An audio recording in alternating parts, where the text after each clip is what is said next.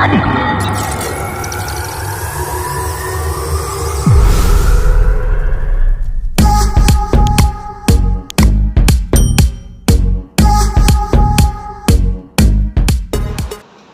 नमस्कार, मैं राजू चौधरी। स्वागत है आपका अखिल भारतीय राजीव गांधी विचार विकास मंच और Rajiv Gandhi social media channel के इस प्लेटफॉर्म पर आपका स्वागत है। और आज हमारे साथ है आज़ाद समाज पार्टी के राज्य स्तरीय प्रवक्ता चंद्रशेखर आज़ाद जी के परिकल्पना से जो पार्टी बनी है आज़ाद समाज पार्टी, उसके महाराष्ट्र प्रवक्ता के रूप में हमारे साथ में आज किरण भाऊ गुर्ज साहब। अमरावती जिले के होनहार और यंग जनरेशन में फिलहाल सबसे नंबर 1 की रेस में किरण भाऊ गुर्ज है। और पिछले 5 वर्षों के जितने भी आंदोलन है उन आंदोलनों में सबसे सामने और सबसे पहले आने वाले व्यक्तिमत्व किरण भाऊ गुर्ज है। तो आज हमारे प्लेटफॉर्म पर किरण जी है। स्वागत है आपका किरण भाऊ। सभी को क्रांतिकारी जय हिंद। दोस्तों, अमरावती लोकसभा 2024 और महाराष्ट्र लोकसभा 2024 और पूरे देश में लोकसभा 2024 एक बात देखने में आई, जनता वर्सेस बीजेपी लड़ाई हुई, सीधी लड़त किसे कहते। और इस समय में जनता ने यही मन में खड़ा किया था कि बीजेपी के विरोध में जो उम्मीदवार स्ट्रांग रूप से खड़ा हुआ सपोर्ट उसको। हमारे अमरावती में भी ऐसे ही हुआ, महाराष्ट्र में और पूरे देश में लगभग सभी जगह पर। लेकिन जितने भी दलितवादी संगठन थे उनमें से जो प्रमुख रूप से संगठन है या जो थे, मायावती की पार्टी, चिराग पासवान की पार्टी, जीतनराम मांझी की पार्टी और महाराष्ट्र में प्रकाश आंबेडकर, बाबा साहब आंबेडकर की पार्टी, बहुजन वंचित बहुजन महाआघाड़ी, दलित पैंथर और आरपीआई गवईकर, इन्होंने लगभग जनता से ही विद्रोह किया। क्योंकि जनता ने जो उम्मीदवार खड़ा किया था उस उम्मीदवार के विरोध में इन्होंने विरोध किया। बाकायदा जिन लोगों ने कांग्रेस को वोट दिया, समर्थन दिया, उन लोगों को, उस जनता को जिन्होंने कांग्रेस और कांग्रेस आधारित जो इंडिया गठबंधन है उनके उम्मीदवारों को समर्थन दिया, उन लोगों को और उन उम्मीदवारों को ये अम्बेडकरवादी जो संगठन है जिन्होंने बाकायदा आप अम्बेडकरवादी नहीं है, आप कांग्रेस के हरिजन है, दलाल गद्दार, ये जो कांग्रेस का द्वेष है, मैं ये समझता हूँ कि अम्बेडकरवादी नेताओं ने कांग्रेस का द्वेष है इसीलिए उन्होंने हरिजन कहा, गद्दार कहा या दलाल कहा कांग्रेस का, या फिर सिर्फ कांग्रेस का ही विरोध करना है इसलिए कहा। इस बारे में आपको क्या पूछना? देखिए, 2014 में बदलाव हुआ, कांग्रेस का मनमोहन सिंह सरकार जीतकर बीजेपी की सरकार है जो हिंदुत्व को बिलोंग करती है। हमारे देश में जितनी भी आबादी है उसमें सबसे ज़्यादा हिंदू है जी। और बीजेपी ने क्या किया कि एक हिंदुओं की पार्टी अगर है कोई देश में जी, इसका मतलब उसका जो वजूद है या उसका प्रतिनिधित्व है तो एक ही पार्टी कर रही है, वो है बीजेपी। और कांग्रेस जो है वो सेकुलर के तौर पर प्रेजेंट हुई है, क्योंकि वो अगर देखा जाए तो अपन स्वतंत्रता के काल के पूर्व भी वहाँ से शुरुआत हुई। अभी जैसे जैसे आगे और साल जाएंगे, 2014 में जो कैंपेनिंग हुआ, 2019 में जो कैंपेनिंग हुआ और 2024 में जो कैंपेनिंग हुआ, इसमें बहुत सारा जमीन आसमान का फर्क। 2014 में देखा जाए तो कांग्रेस के जो मुख्य लीडर थे उनको इन्होंने पप्पू के लेवल पे ला दिया, राहुल जी। और एक प्रमोट कर दिया चेहरा मोदी जी का। और ये जो कारपोरेट घराने रहते वो अपने अपने हिसाब से चलते, तो उनको अगर फायदा लग रहा तो मैं बीजेपी से है तो बीजेपी की तरफ उनका झुकाव रहता है। उनको अगर लगता है कि मैं कांग्रेस की तरफ फायदा हो रहा तो कांग्रेस की तरफ झुकाव रहता है। इसके साथ साथ जो पार्टी चुन के आती है वो अपना खुद का एक सेपरेट एजेंडा चलाती है। जैसे अगर बीजेपी अगर देखा जाए तो सेपरेट एजेंडा क्या है, हिंदुत्व का एजेंडा, उसके बाद में राम मंदिर का इशू है, आर्टिकल 370 है, उसके बाद में अपना CA NRC का मुद्दा है। ये बहुत सारे मुद्दे वो साथ में लाते हैं। 2014 में मेजोरिटी से है बीजेपी 2019 में भी मेजोरिटी से आई, जी यानी पिछले से भी ज्यादा आई। हाँ अब उनको इस बार लगा कि भाई 405 जी उनका नारा टारगेट था। लेकिन ये 2019 से 24 के बीच में क्या हुआ, हम्म, उस पर अपने ध्यान देना चाहिए। बीजेपी के जो भी लीडर्स है, जो भी प्रवक्ता है या जो भी मंत्री है, उन्होंने ऐसे कुछ स्टेटमेंट दिए कि सभी आम जनता को लगा कि भाई जो भारतीय संविधान ने हमें मूलभूत अधिकार दिए हुए हैं, उस पर कुछ ना कुछ गड़बड़ कर रहे हैं। हालांकि अगर देखा जाए तो भारतीय संविधान जो है वो तो है, लेकिन उनकी जो अमेंडमेंट है उसमें जो बदलाव हो रहा है वो हमें साफ दिख रहा है। जैसे आदिवासी के लॉ है उसमें भी बदलाव कर दिया उन्होंने, किसानों की जो लॉ है उसमें बदलाव कर दिया, एग्जाम्पल देखा जाए तो। उसके बाद में जो पदोन्नति की लॉ है, जैसे भागलपुर की पदोन्नति, ये सारी चीजें हैं। अभी देखिए ये कांग्रेस और बीजेपी, ये अगर दो पार्टी छोड़ दी तो हम थर्ड अलायंस पे जा रहे हैं। थर्ड अलायंस पे आप सिर्फ बहुजनवादी या अम्बेडकरवादी पक्षों को पकड़ नहीं सकते। ये दो पार्टी छोड़ के जितनी भी है, जैसे तुम्हारे आप यूपी में जाएंगे तो समाजवादी पार्टी है, बीएसपी के साथ में समाजवादी पार्टी है। बिहार में जाएंगे तो आरएलडी आरजेडी है, हाँ। पश्चिम बंगाल में जाएंगे तो ममता बनर्जी है, टीएमसी है, और द्रमुक है, द्रविड़, जो भी है समझो बहुत सारे। 2019 में क्या हुआ, मैं आपको पहले उसकी हिस्ट्री में लेके जा रहा हूँ। अगर आप देखेंगे तो 2019 में बीजेपी बहुत कमजोर थी 2024 के मायने में जी, लेकिन कांग्रेस मजबूत नहीं थी। मेरी सोचने वाली बात है, कांग्रेस मजबूत नहीं थी, लेकिन थर्ड अलायंस बहुत मजबूत थी। आप अगर 2019 में देखा जाएगा तो सबसे पहला चेहरा अगर प्रधानमंत्री का आता था तो आता था ममता बनर्जी का, फिर अरविंद केजरीवाल आ रहा था, फिर स्टैलिन आ रहा था। यानी कांग्रेस को उस टाइम पे मुझे ऐसा लगता है सही बात है कि भाई हम तो कमजोर है, फिर थर्ड अलायंस के आदमी को सत्ता देंगे। तो उन्होंने जो टाइप करना चाहिए था 2019 में, तो उन्होंने अच्छी तरह से किया नहीं। अखिलेश यादव जो है, मुलायम सिंह, ये जो लड़के हैं, वो बोल रहे थे यूपी में कि कांग्रेस हमारे साथ में टाइप करे, लेकिन 2019 में नहीं किया, लेकिन 2024 में किया। उसका रिजल्ट आपको दिख रहा।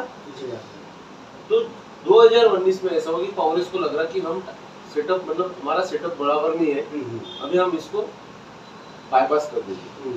जैसे अब एक आधा गेम जो रहता हम क्या करते, छोड़ देते, आगे की रणनीति देखते थे। तो इसी तरह 2024 में आया।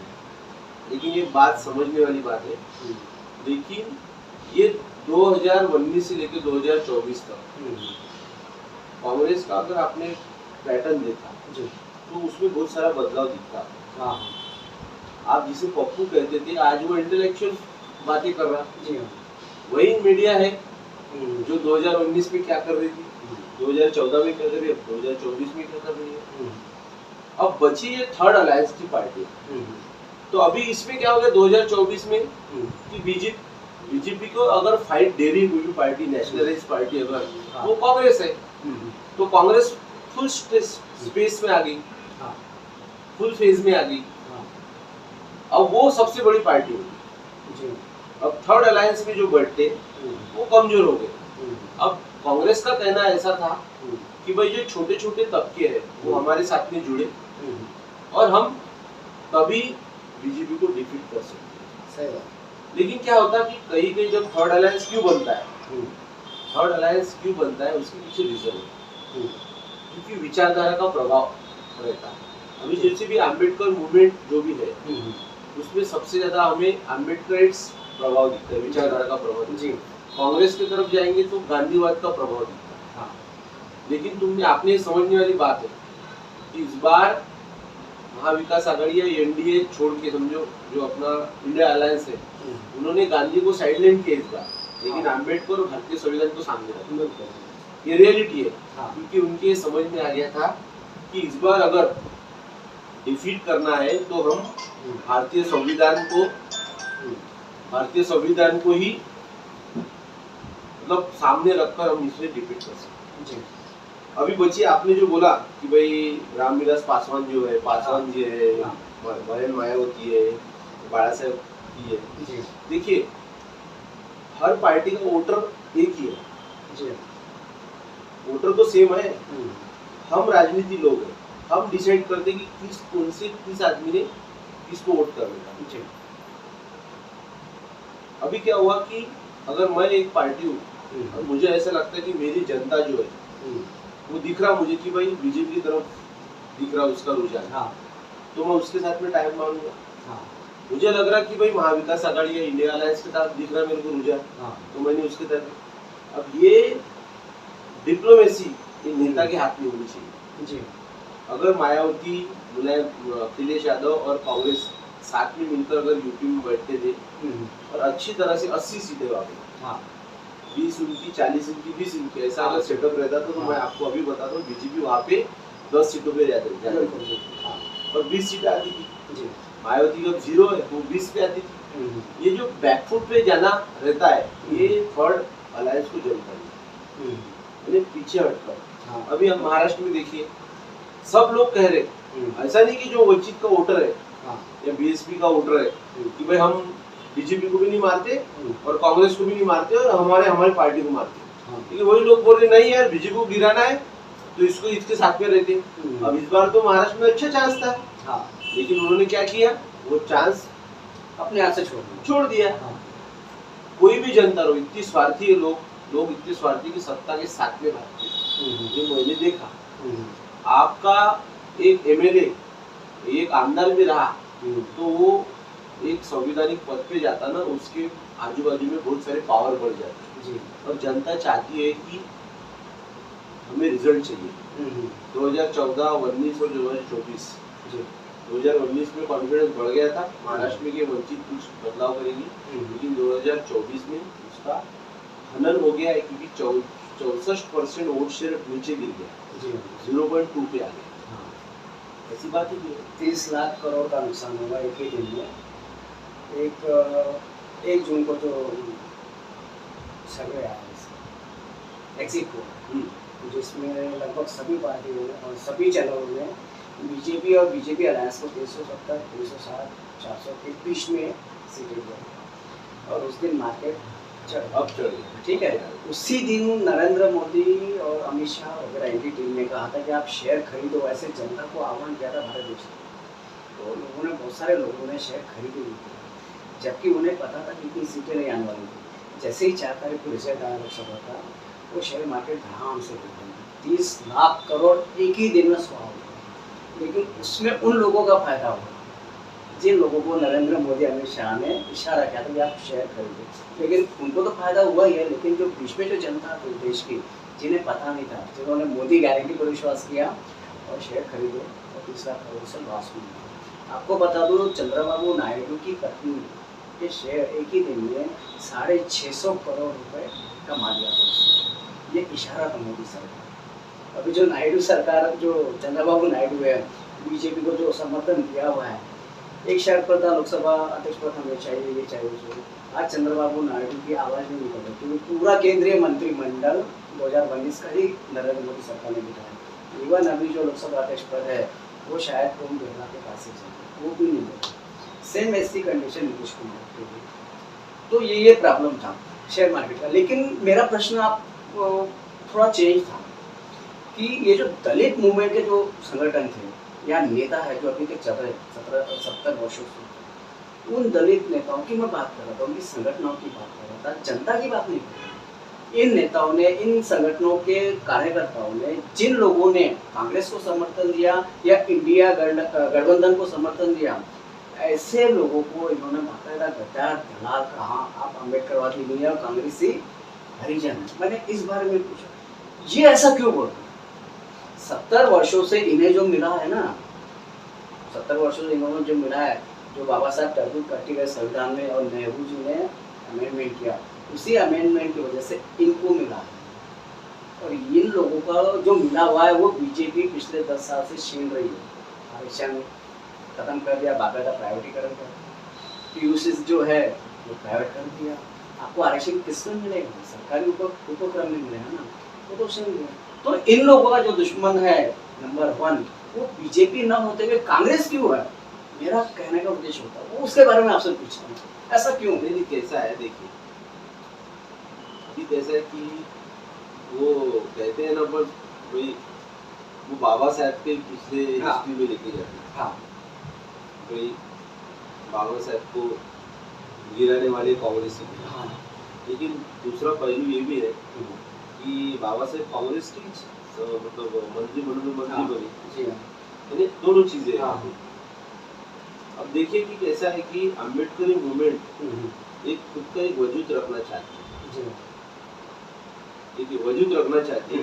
वो ऐसा लगा, उनको ऐसा लग रहा है कि भाई हम थोड़ा हटके हैं, अगर हम कांग्रेस के साथ में जाएंगे तो इनसे हमारी बराबरी, मतलब उसका कोई मतलब ये नहीं रहेगा, एक चेंज रहेगा।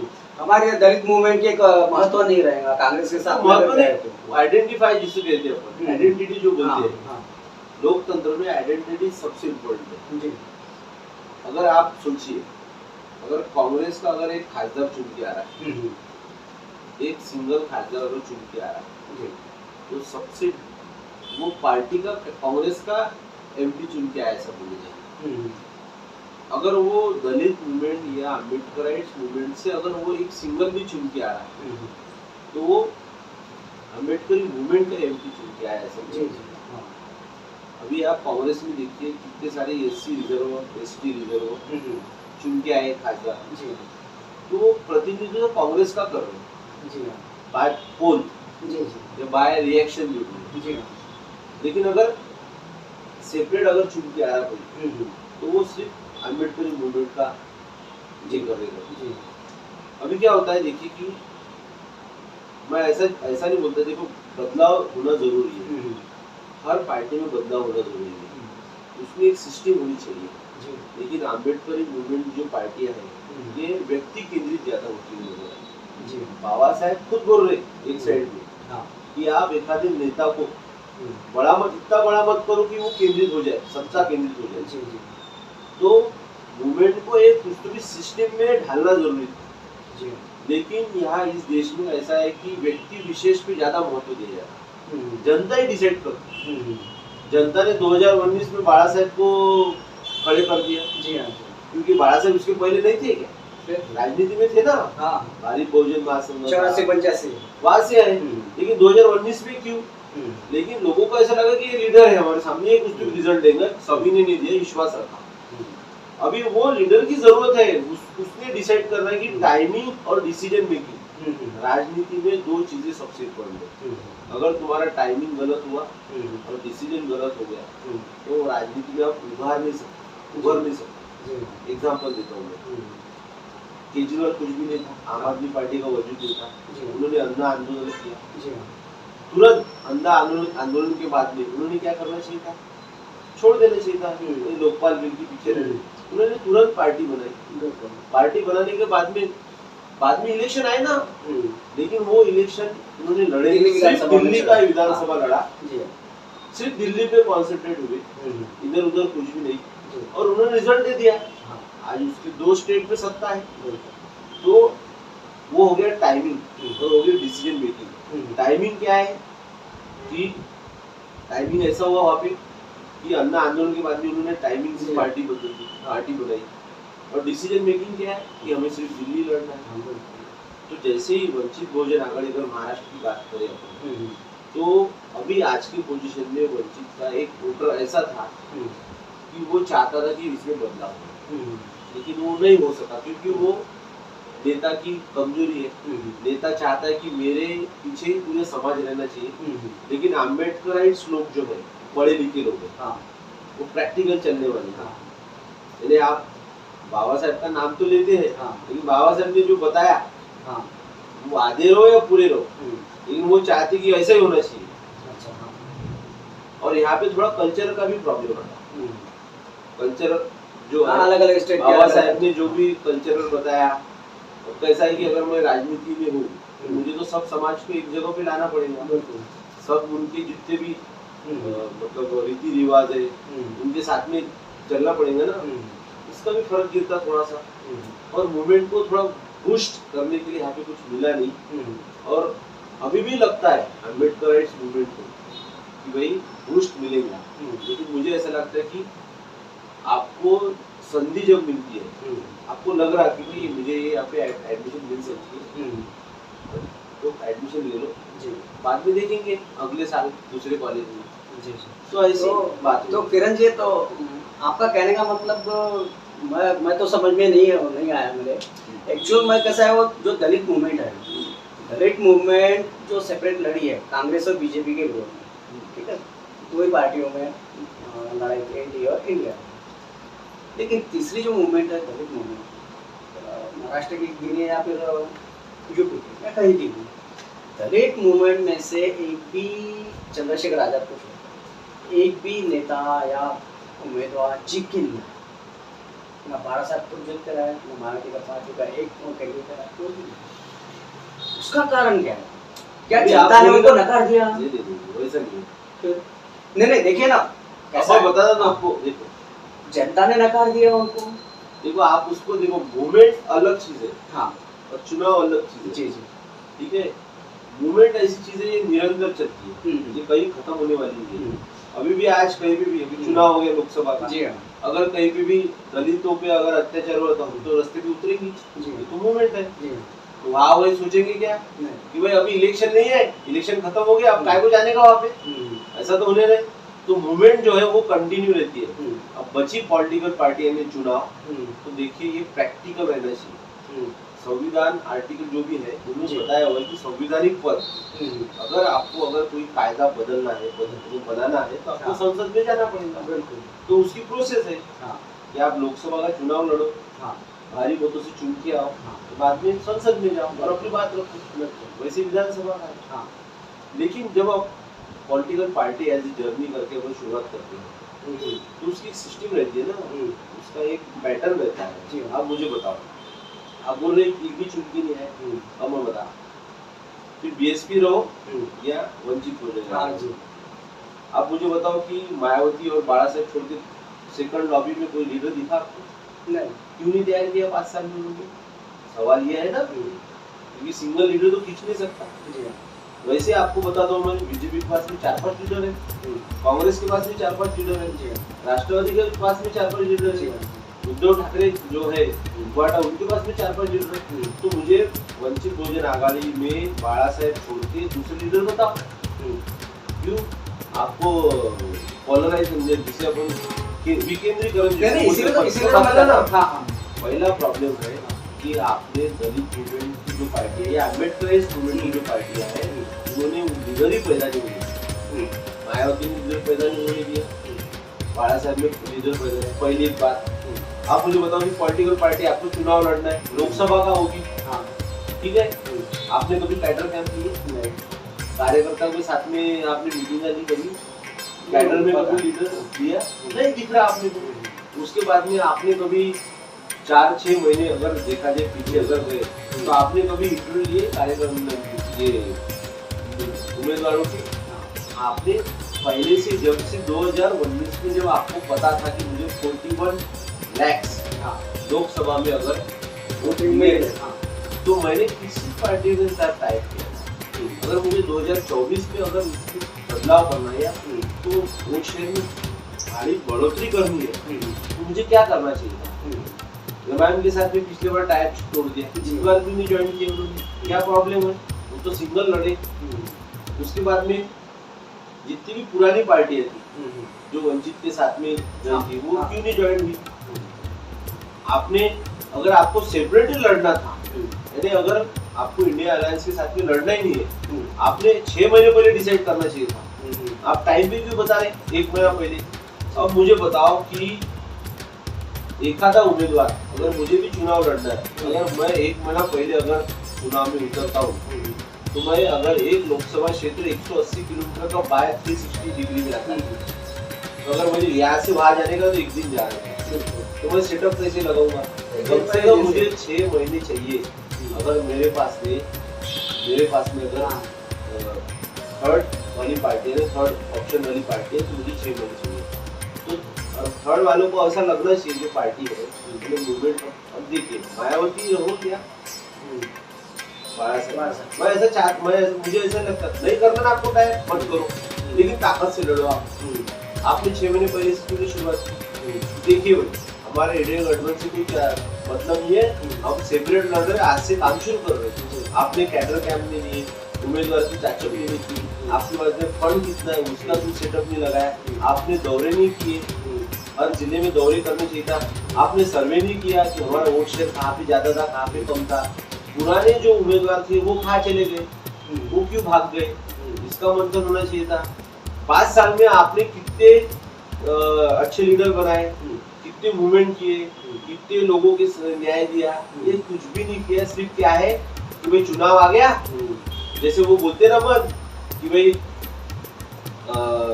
अरे बारिश आ रही, मतलब कहने का मतलब है अब तो पता है बारिश आ रही तो टाइम पे अपन छाता लेती, सर मुंडाते ओले गिर गए, बराबर है।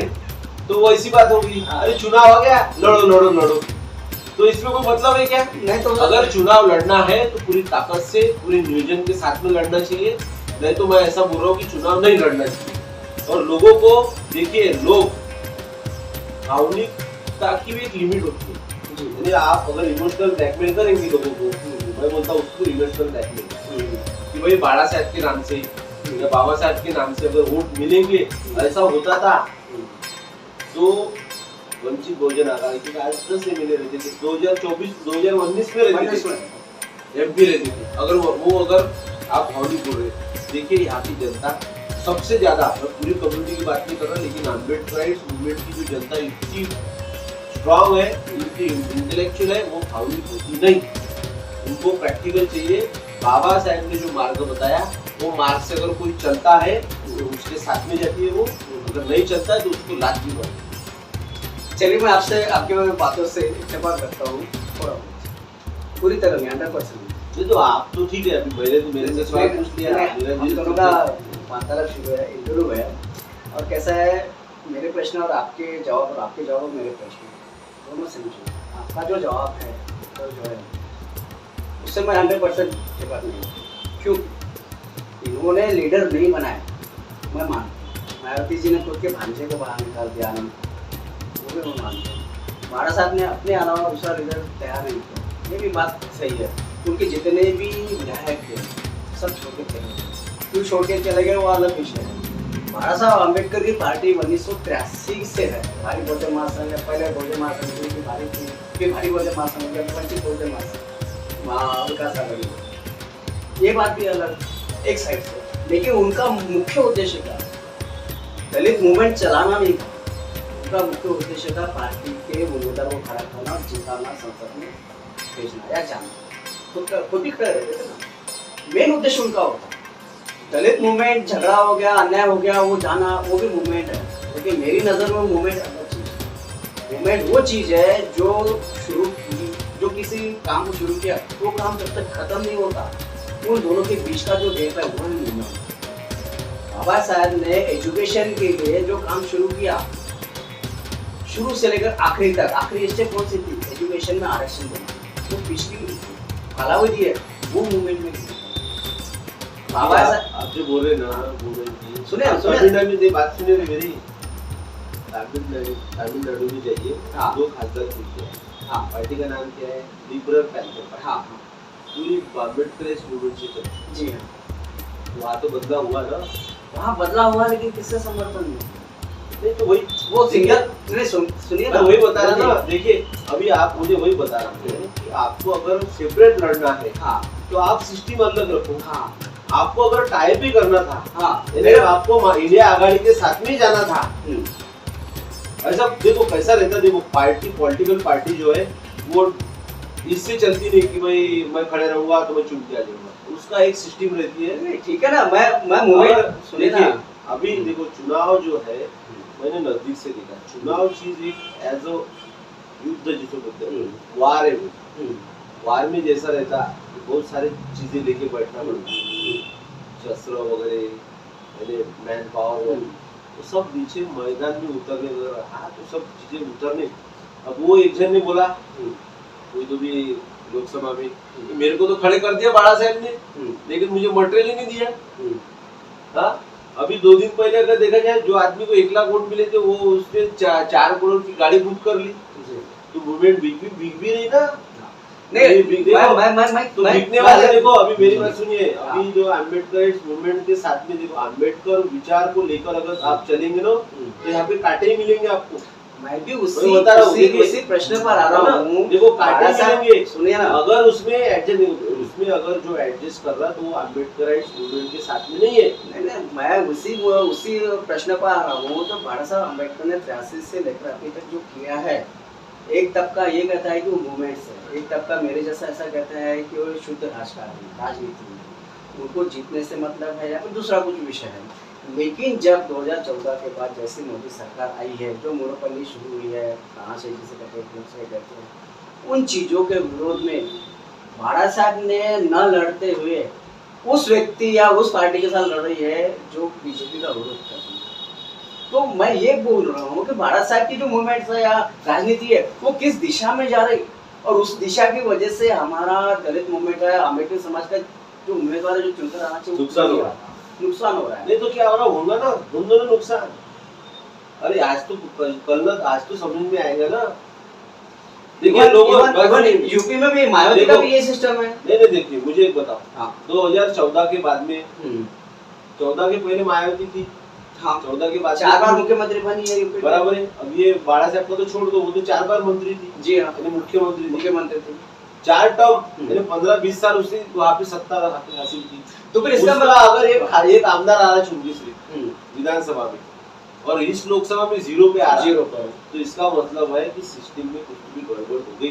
जी हाँ, पेट खराब हो गया और उसको दवाई की जरूरत है। तो फिर ये लोग, इन पार्टियों के जो लोग हैं, जो कार्यकर्ता निष्ठावान, जो कोई देखिए नहीं, ये कार्यकर्ता जो इन्हें कांग्रेस से रीजन कह रहे, वो कहाँ तो उचित है, दलाल कह रहे, वो कहाँ तो उचित। देखो वो जैसे मोदी के भक्त रहते ना, वैसे तो ये भी अंधभक्त हो गए, भक्त ही है। तो फिर इन्हें इनके हाथ पर छोड़ देना चाहिए। हाँ बिल्कुल, एक नया मूवमेंट तैयार करना। देखिए मुझे एक फोन आया, मैंने एक लेख लिखा था, तो सवाल तो लेख लिखा, तो मैंने उसको जवाब, मतलब अभी एग्जाम वो चल दो, दूसरा बताता हूँ कि हमने अभी यहाँ पे जो आजाद समाज पार्टी ने बड़वंत वानखेड़े को समर्थन दिया, और यहाँ पे बाबा साहब की जो नाथू आनंद अम्बेडकर खड़े थे, तो मुझे फोन आया, वही बोले आप तो बोले अम्बेडकर मूवमेंट के साथ में काम कर रहे हैं, लेकिन आपने कांग्रेस को समर्थन दिया, आनंद अम्बेडकर को नहीं समर्थन दिया वगैरह चीजें। मैंने उनको सवाल किया आप कहाँ रहते हैं, तो कोई बोला था पूना से रह रहा हूँ, कोई बोला परभणी, सातारा, सोलापुर से आया। मैंने उनको ये बोला कि आप अमरावती रहते हैं क्या? नहीं, तो आप अमरावती आओ, उसके जाने आने का खर्चा मैं देता हूँ, ठीक है, और आपकी यहाँ की जो सिस्टम है, यहाँ पे जो सिस्टम है, यहाँ की जो वस्तु स्थिति है अमरावती की, आप समझ लो। आपको जो लग रहा है, जो भक्त बोल रहे दलाल वगैरह, ये भक्त इतने दूर रहते उनको कुछ भी पता नहीं।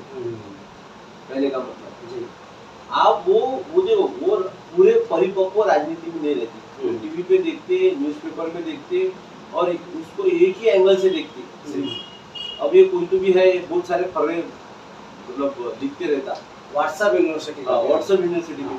तो मैं तो बोल रहा हूँ ठीक है, सबने आना, सामने बैठो, आपको लगता है, मैं तो ऐसा बोल रहा हूँ। देखो अभी हम जब मिलने गए थे, रासो गोयल के जो लड़के है, मैंने बोला हट जाओ, रुपये खड़े करके बता दिया, लेकिन वो हटने के लिए तैयार नहीं। बिल्कुल, तो वो सत्ता की मोनोपोली कितने साल। देखिए हम राजनीति कर रहे हैं, उनके बुड्ढे थोड़ी हो रहे हैं, बुड्ढे थोड़ी होना है हमको हमारे जीवन मतलब निरंजन जी, आपका कहना ऐसा है कि अभी जनता खुद होके अम्बेडकरी मूवमेंट्स और अम्बेडकरी राजनीति दोनों जनता ही संभालने वाली है, और जनता में से ही कोई नया व्यक्तिमत्व निकलेगा, कोई लीडरशिप नहीं निकलेगी, और जनता उसको सपोर्ट करेगी, ऐसा आपका कहना है। तो मेरा भी वैसे, मैं भी वैसे सोच रहा हूं। अभी आपको बताता हूँ मैं, देखो चंद्रशेखर मैं आ रहा हूँ, चंद्रशेखर जी पर ही आ रहा था। एक्चुअल कैसा हो गया, एक नगीना सिंह, चंद्रशेखर आजाद करीबन 1,62,000-63,000 रुपये से जीते, और पूरे यूपी में एक दलित चेहरा जो निकला है बाहर मायावती के बाद। क्या आपको लगता है कि चंद्रशेखर आजाद में हम कम से कम ऑल ओवर इंडिया की बात ना करते, यूपी में एक दलित चेहरा और दलित मूवमेंट और दलित विरासत को आगे लेकर जाने की क्षमता रखते हैं चंद्रशेखर आजाद, ऐसा आपको लगता है? देखिए मैं उनको 2016 में मिला था जी, अमरावती में आए थे 2016-17 में, तब मैंने उनसे साथ में 5 मिनट बात की। अभी मैं उनको 2023 में मिला, 24 में 23 के एंड में, फिर भी मैं 5 मिनट बाद, तो उनके बिहेवियर और वो जो एक मेजोरिटी लेवल, जो मैच्योरिटी लेवल जो रहती है बहुत सारी आ गई। अभी वो भीमा कोरेगांव आए थे जी 1 जनवरी को, और बम्बई में 2 तारीख को उनकी सभा थी। मैं बम्बई में था, हमारी सभा होगी, सभा होने के बाद भी उनको रात को एयरपोर्ट जाना था। तो देखिए अब कैसा लीडर कैसा रहता है। गाड़ी में बैठे, 4 गाड़ियाँ थी, 4-5 गाड़ियाँ थी, एक हाईवे पे लगा दी गाड़ी सीधी सीधी, हाईवे पे साइड में रख दी गाड़ी, और सब तो लोग चले गए थे, हम 50-60 लोग होंगे ज्यादा से ज्यादा, और ऐसे खड़े हो गए चौक में, रोड पिच, और उधर से उनका खाने का पार्सल आया, गाड़ी के सामने का जो ये रहता बोनेट, बोनेट के ऊपर उन्होंने खाना रखा, आप भी खाओ बोले, मैं भी खाता हूँ।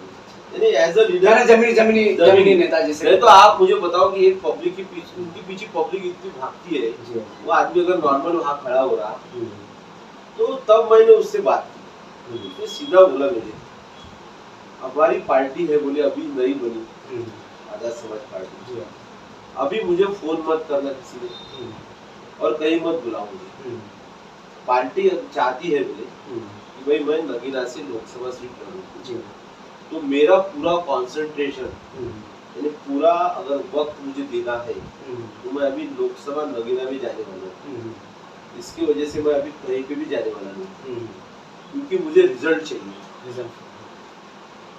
अब वो वहां से गए 2 तारीख से, 3 तारीख को गए, जनवरी से लेके इलेक्शन होने तक वो गए नहीं। अगर मध्य प्रदेश में 2 बार जाके छोड़ दिया तो 2 इंसिडेंट हुए तो गए थे। तो कहने का मतलब क्या है कि उनको स्टडी हो गई थी कि भाई अपने को, वो ते मराठी म्हणतो ना आपण की एक ना भड़ धड़ाभर चिंध्या। तो अगर देखा जाए मतलब मध्य प्रदेश में वोट शेयर मतलब इलेक्शन में मिला, राजस्थान में मिला, लेकिन उन्होंने कॉन्सेंट्रेट नहीं किया। एक ही सीट डिक्लेयर की सिर्फ पार्टी ने, आजाद समाज पार्टी ने, नगीना की लोकसभा सीट। वो चुनाव होने के बाद में डिक्लेयर की कुछ सीट, चुनाव होने के बाद। इसका मतलब क्या है कि पूरी कार्यकर्ता की जो ताकत थी एक जगह पे लाई हुई, इधर उधर अगर भटकते थे। यूपी में अगर वो 50-15 भी सीट अगर खड़े करते थे तो शायद वो खुद भी हार जाते। ऐसा होता है बड़ा, कभी होता है, क्योंकि वो नया था पैटर्न। क्योंकि हमारे जो कार्यकर्ताओं के ट्रेंड थोड़ी रहती, पहले समझाना पड़ता है इलेक्शन कैसे रहता है, क्या रहता है, और लीडर का भी ये टेस्टिंग पीरियड रहता कि मैं मेरे अगर 7,000 70 लाख या बहुत सारे पूरे देश में फॉलोअर्स है, अगर मैं चुन के नहीं आ रहा, ये भी टेस्टिंग पीरियड रहता है ना।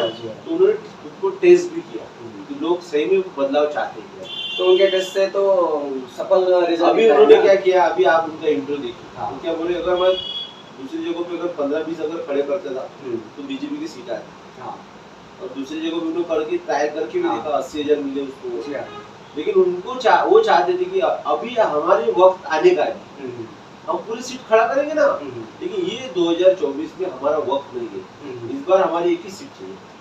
अब ये चुन के आएंगे, अब चर्चा होगी, अभी संसद में शेयर दहाड़ेगा। हाँ, 100 की बराबरी है ना, 100 MP के बराबरी है। अगर 100 MP अगर साइड में रखनी हो, 22 को अगर साइड में रख देते हैं तो एक ही काफी होगी। तो शेयर अभी संसद में दहाड़ेंगे नहीं इस बार। अभी देखिए ना किरण जी, अभी चंद्रशेखर जी की जो बात निकली थी, दलित मूवमेंट में, दलित मुझे देखो, आप एक नया चेहरा है। देखिए, दलित मूवमेंट से अच्छा मुझे ऐसा लगता है कि शोषित मूवमेंट है, शोषित पीड़ित लोगों की मूवमेंट है। आप वो तो बताओ ना। नहीं तो बात सीधी है ना, किसानों पे कोई बात नहीं करता, काम देखो मेरी बात सुनो ना, महिला पे कोई बात नहीं करता, कामगारों पे कोई बात नहीं करता। जहाँ जहाँ अन्याय अत्याचार हो रहा है, किसी दलितों पे हो रहा है, क्या आदिवासी पे भी हो रहा, सभी समाज के गरीब। अब मुझे बताइए कि आप दलित मूवमेंट देखो, दलित मूवमेंट अलग चीज है। नहीं हमारा जो विषय देखिए, सुनिए ना, आप बातचीत देखो, चंद्रशेखर भी बोल रहा, आप बात दूसरी दिशा में ले जाना चाहते हैं। मेरी बात देखो, दलित मूवमेंट, चंद्रशेखर भाई सिर्फ दलित के लिए लड़ रहे हैं नहीं, तो आप उसको दलित जी में नहीं नहीं, हमारा जो विषय शुरू है हाँ, वो दलित देखिए। मूवमेंट, आम्बेडकरवादी मूवमेंट, आम्बेडकरी, हाँ, इस तो पर देखो, इस पर हमारा अभी ध्यान है थोड़ा। अभी देखिए अभी हम आगे बढ़ते धीरे धीरे बढ़ते बढ़ते दूसरी दिशा में अभी आने। आपको ये 10 साल में देखिए कितना ना। बदलाव दिखेगा। नहीं नहीं, सुनिए सुनिए, मैं 10 साल बोल रहा हूँ ना। नहीं किरण जी, मेरी बात सुनिए। हमारा जो विषय है, हमारा विषय और चैनल अम्बेडकर मूवमेंट, गांधी नेहरू, इन तीनों, गांधी नेहरू अम्बेडकर, इन तीनों पर ही बेस है। और हमारी शुरुआत ही होती है अम्बेडकर से। अम्बेडकर मीन्स दलित मूवमेंट, अम्बेडकर उससे। और अम्बेडकर मूवमेंट पर जो फायदा या नफा देने वाला है भविष्य में, उस पर ही हमारी बात है। हमारा चंद्रशेखर आजाद जी जो जीत कर आए हुए, उनकी जीत में जो रहस्य है, वो रहस्य भविष्य में दलित मूवमेंट को आधार देना। इस बारे में आपसे जानना चाहता हूँ। आपने बताया चंद्रशेखर आजाद जी अच्छे हैं, हर चीज यानी उनमें हर गुण, 100 एमपीओ के बराबरी में एक अकेला शहर है, मैं भी मानता हूँ। लेकिन हम ये चाहते हैं कि उच्च वर्गीय जो लोग हैं ऑलरेडी सक्षम है, लेकिन जो दलित मूवमेंट में, अम्बेडकरी समाज में या SC ST कैटेगरी में जो गरीब वंचित लोग हैं, जो शोषित आपने कहा, उसको मूवमेंट देने का, उसको दिशा देने का कार्य करने में चंद्रशेखर आजाद जी कितने सक्षम होंगे, वो आपसे मैं पूछना चाहता हूँ। नहीं अभी हमने बात हुई अभी तो बोले कि भाई 2 महीने मुझे जरूरत, क्योंकि वो नया काम है। बहुत सारे लोग मिलने आ रहे उनको। हाँ, संसदीय कार्य प्रणाली भी सीखना उसके है। बाद में जैसे उनके जो दोस्त हैं, पॉलिटिकल रहो या सोशल रहो, 2 महीने के बाद में हमारी पार्टी की मीटिंग हुई है। आप डिसाइड करेंगे, सब एजेंडा रखेंगे। क्योंकि देखो आप जो बोल रहे, मैं आपको अभी बता रहा हूँ, अगर चंद्रशेखर भाई को अगर इसमें सक्सेस लाना है, सक्सेस होना है, तो एक सिस्टम बनानी पड़ेगी। जो कांशीराम के टाइम की सिस्टम, मायावती के टाइम में सिस्टम नहीं थी, कोलैप्स हो गई पार्टी। वंचित बहुजन आघाड़ी 2019 में थोड़ा सेटअप था उसका, लेकिन 2024 तक आने तक पूरा सेटअप नीचे गिर गया। आज वो 0.2 के वोट शेयर पे आए। ये है बात। एक सवाल मेरा भी, जो पॉलिटिकल पार्टी जैसे कांग्रेस हम चाहते हैं, बीजेपी तो छोड़ दो, बीजेपी को तो ये दलित मूवमेंट या बीजेपी का विषय का करना। अभी कांग्रेस ने भी है ना, जो दबा पिछला जो वर्ग है नीचे का, जैसे मुस्लिम है, दलित है, आदिवासी है, ठीक है, छोटे छोटे माइक्रो जैसे माड़ी समाज है, उसके बाद में तेली समाज है, धनगर समाज है, इनके भी लीडर उन्हें पैदा करना चाहिए। अगर ये भी नहीं करेंगे तो फिर से सत्ता उनकी बीजेपी के पास नहीं जाने वाली है। लेकिन कांग्रेस के पास में तो थे ना लीडर, कांग्रेस ने तैयार किए।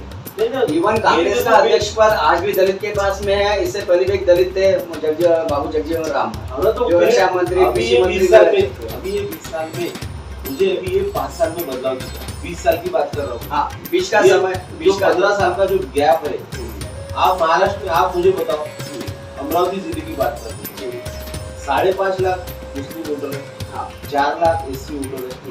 2 में से कांग्रेस के बाद एक तो भी लीडर बताओ, नहीं को भी खासदार बनाए, आमदार बनाए, ये अभी छोड़ दिया। तो अभी छोड़ दिया। इससे बड़े रासू गवई का आपने दिया था कोई, तो वो तो पार्टी जब तक नहीं, देखिए रासू गवई जब तक जीवन में आ गए, मेरी बात सुनो ना, 2014 2019 में तो किसको दिया टिकट, किसको गई सी? रासू गवई 2014 की पहली की बात, 14 की बात कर रहा हूँ। 14 में मुझे बताओ, एक बात बताओ, सुनिए ना, जब तक गवई साहब जीवंत थे, बागडोर उनके हाथ में जीवंत, कांग्रेस उनकी मृत्यु होने, देखिए कांग्रेस ने हमेशा रासू गवई को अमरावती की सीट छोड़ी है, ये तो मानते हैं। विधानसभा सीट सुनिए ना, रासू गवई विधानसभा सीट क्यों नहीं छोड़ी?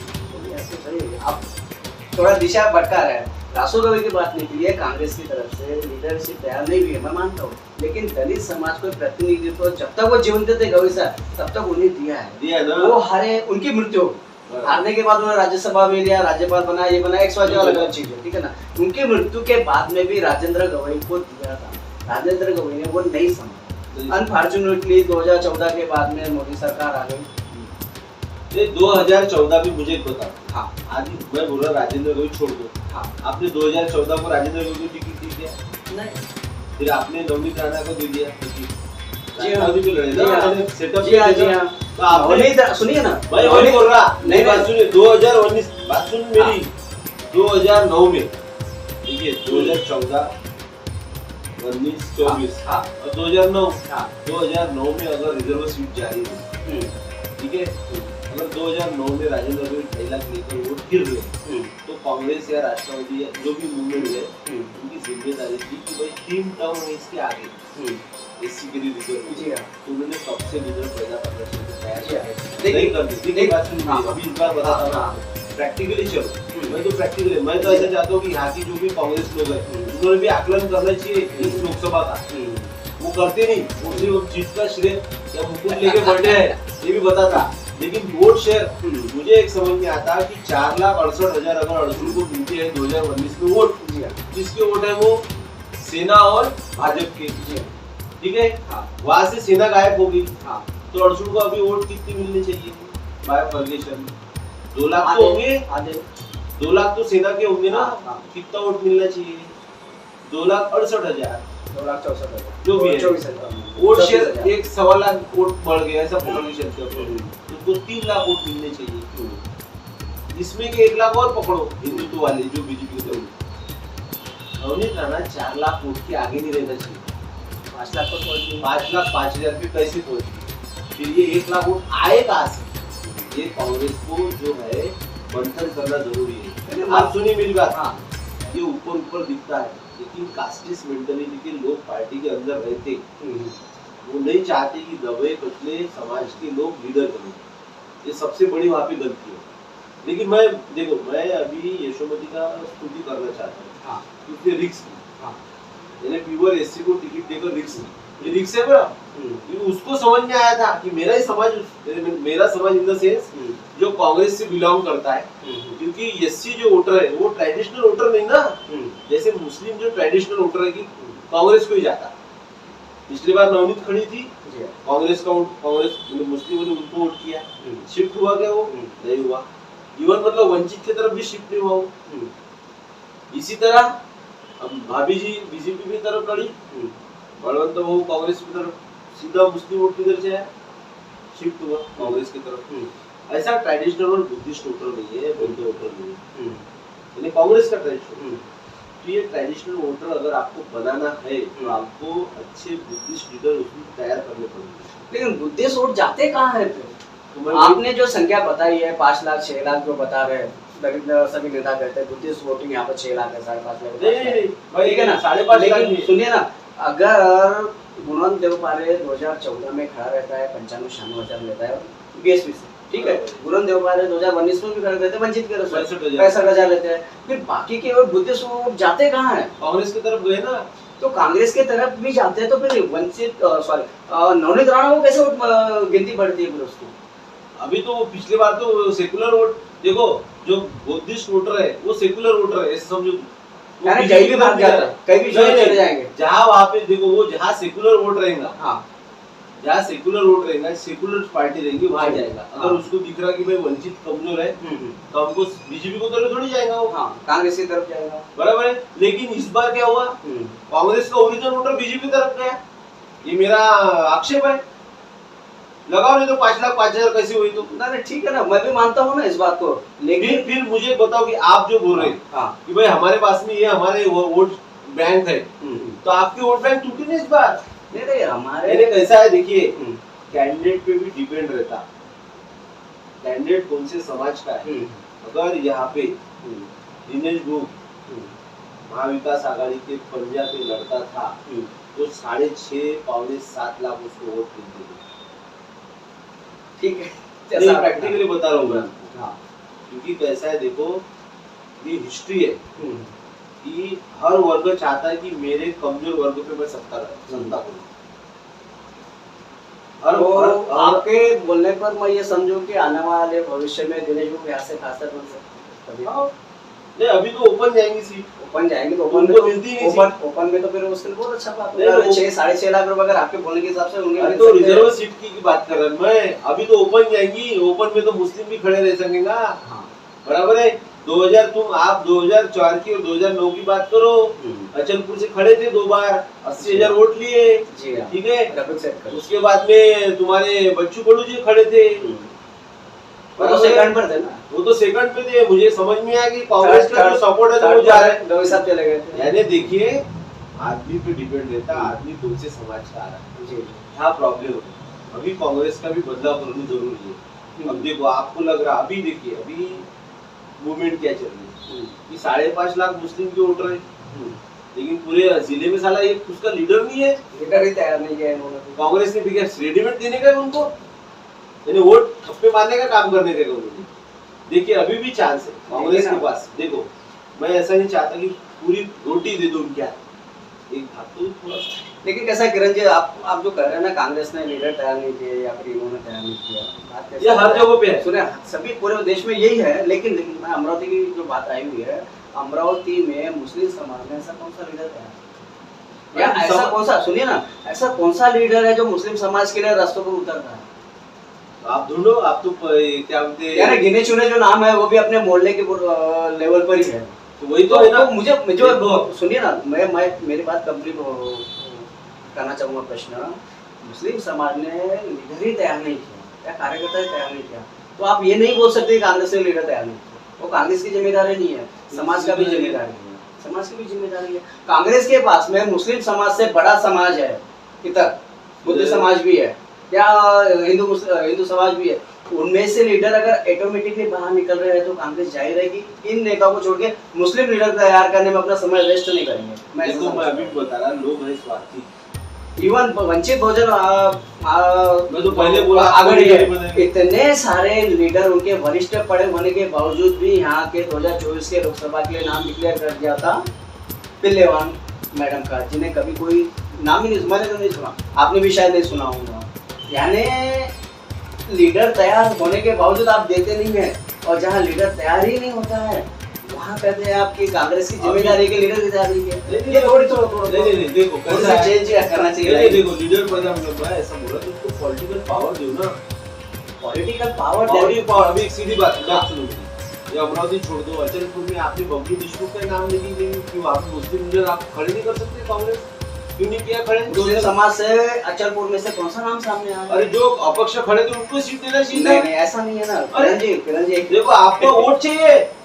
देखो कैसा, आप मुझे बताओ, बलवंत अंजड़ के कांग्रेस का कार्यकर्ता था क्या पहले? नहीं, फिर आया ना वहाँ पे, कांग्रेस ने एक्सेप्ट किया। 2019 में कांग्रेस टिकट पर चुनाव लड़े, बराबर है। उससे पहले 2 बार विधानसभा चुनाव लड़ने के बाद अपक्ष लड़े वो, उसके बाद में तीसरे टर्म में वो जीते हैं। उन्होंने अपनी ताकत बताई है, तो मैं वही बता रहा हूँ भी, और सभापति जिला परिषद में रहे। मैं वही बता रहा हूँ, तो वो तैयार हुए ना, तो मैं बोला ना, तो जो तैयार नहीं किया वो तैयार हुए हैं। बताओ, समाज में से एक नया लीडर निकला, कोलंबो वानखड़े 2 साल पहले 12 साल थोरात यहाँ पर आया, थोरात ने कहा हमें कैंडिडेट चाहिए, यशोमती ने 2 साल पहले ही डिक्लेयर कर दिया कोलंबो क्या, ठीक है ना। तो अभी तो समाज ने तैयार क्यों नहीं किए? दोष पार्टी का नहीं है ना, पार्टी का दोष। पार्टी क्यों करके तैयार करेंगे मुस्लिम समाज के उम्मीदवार को या किसी दूसरे समाज के उम्मीदवार? अरे तो सीधा मुझे ऐसा बता, मैं ये समझता हूँ कि समाज में से भी लीडर निकलना चाहिए। समाज में से भी लीडर निकलेगा नहीं, आप किसी भी राह चलते व्यक्ति को लीडर नहीं बना सकते, उसमें क्वालिटी भी होना चाहिए। अभी हम समझते हैं बडनेरा विधानसभा में किरण गुर्दे को टिकट मिलना चाहिए। जरूरी नहीं कांग्रेस देंगी, जरूरी नहीं शिवसेना देंगी, हो सकेगा बीजेपी। तो समाज ने किरण गुर्दे को लीडरशिप के रूप में सामने करना, तब जाके आपको तीनों पार्टियां टिकट देने के लिए लालायित करेंगी, ऐसा ना समझ। मैं बताता हूँ, देखो आप जो बोले ना, तो ये जो 2 क्लास है, हाँ 3 क्लास छोड़ दो जी, अम्बेडकर लोग, आदिवासी लोग और मुस्लिम लोग जी, ये कभी भी सत्ता में नहीं, आप जो समझोगे बाय हिस्ट्री जी, सत्ता में कभी नहीं थी। तो सत्ता में कभी नहीं थे, तो उनके पास में पावर आएगा क्या? पावर ही नहीं उनके पास में। जैसे वो बोलते ना अपन पावर है तो पावर है जी, उनके पास में पावर ही नहीं, तो वो बात कैसे रख सकते? देखो जो पावर में, देखो मैं एक बात आपको बताता हूँ, हर कोई भी पॉलिटिकल पार्टी जिसके पास में पावर है, जो कम्युनिटी के उसमें पावर है, उधर ही ज्यादा सीट होती है। सही कहा। अभी देखिए, अभी ये जो चर्चा अपनी चल रही है, हम ये बदलाव लाना चाहते हैं जी। मेरे कोई कांग्रेस से दुश्मनी नहीं है, नहीं मेरी बीजेपी से भी दुश्मनी है, मेरी कोई पॉलिटिकल पार्टी से दुश्मनी नहीं है, मेरी सिस्टम से दुश्मनी है, विचारधारा से दुश्मनी है, ठीक है। मैं जहाँ भी नहीं, तो मैं अगर बोला तो मैं तो बलवंत का काम ही नहीं कर रहा था इस बार जी, अगर कांग्रेस का विरोध रहता था तो मैं मेरे विचारधारा की लड़ाई है मेरी। मैं ऐसा नहीं चाहता कि आजाद समाज पार्टी से सब छूट के आ जाए, मैं ऐसा नहीं चाहता। हर पार्टी से जाए अच्छे लोग जाए सत्ता में, अच्छे लोग जाएंगे तभी बदलाव होगा। अगर आप सत्ता में अगर अच्छे लोग भेजेंगे नहीं, मैं ऐसा नहीं बोल रहा हर पार्टी से जाना चाहिए। तो अभी मुस्लिम अगर चाहती है कि भाई हमारे इसमें से कोई लीडर, तो कांग्रेस ने अप्रोच करना चाहिए कि आप बताओ, 4 लोग बताओ तुम्हारे समाज के कि हम उनको टिकट दे सके अलाइबल। उन्होंने अप्रोच होना चाहिए ना, क्योंकि उनका भी खासदार है। वैसे बुद्धिस्ट समाज से उन्होंने बोलना चाहिए कि बताओ कौन से अच्छे लोग हैं। मैं पर्टिकुलर कांग्रेस की बात नहीं कर रहा, हर पार्टी की, सभी पार्टियों के पास। देखिए जो ऊपर बैठे हुए बूढ़े हो गए, कब गए उनके पास 70 साल के 65 साल के, वो सत्ता छोड़ने की तैयारी। घर की बात नहीं है, मेरे पिताजी घर पे रहते, लड़का नौकरी पे रहता, लेकिन सत्ता किसने पिताजी ऐसी करते। बहुत बढ़िया संबोधन और चर्चा। तो दोस्तों ये थे किरण जी गुर्दे हमारे साथ, और किरण जी आप आए, बहुत अच्छा लगा। और अम्बेडकर मूवमेंट पर मुझे बहुत कुछ प्रश्न पूछना था और मेरे जो डाउट्स थे वो क्लियर करना था, और आज आपके साथ चर्चा में मेरे बहुत सारे डाउट्स क्लियर भी हो गए, कुछ और बढ़ गए। तो अगले मुलाकात में हम उन जो बचे हुए डाउट्स हैं उसको भी क्लियर करेंगे। और धन्यवाद आपका। सभी श्रोताओं का धन्यवाद। मैं चाहता हूँ कि राजनीति में अच्छे लोग जाए, कोई भी पार्टी के लोग, और जनता ने उनको सहकार्य करना चाहिए।